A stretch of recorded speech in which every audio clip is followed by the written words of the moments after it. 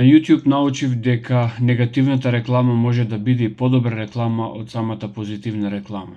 Затоа што обично луѓето кога ќе промовирате нешто позитивно, нешто убаво, не се заинтересирани да го видат.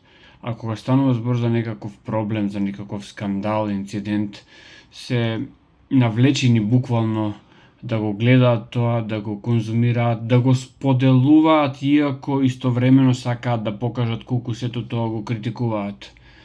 Настанот во Велес, кој што не сакам воопшто да го коментирам, е доказ за тоа. И сите коментари кои што денески ги чуете, сите споделувања, сите слики и сечоци од видеа и така натаму, одат на контото, одат во прилог на личноста која што тоа го направила и никогаш нема да одмогнете со споделувањето на таквите работи, туку само ќе помогнете.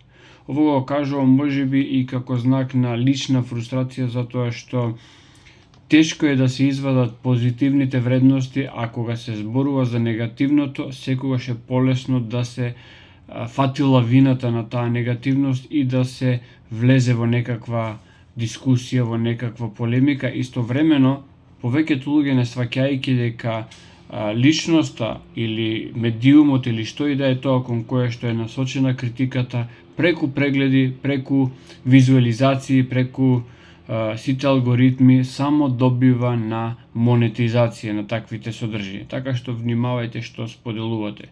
Кога сте против нешто, едноставно се блокира, едноставно се игнорира и едноставно не се зборува за тоа.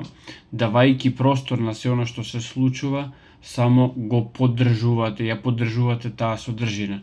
Ова не го кажувам како фрустрација, туку го кажувам од искуство, знаејќи како функционира алгоритмот на интернет и на социјалните мрежи. Така што ум во глава и внимавајте и кога критикувате, кого критикувате и што постигнувате со тоа.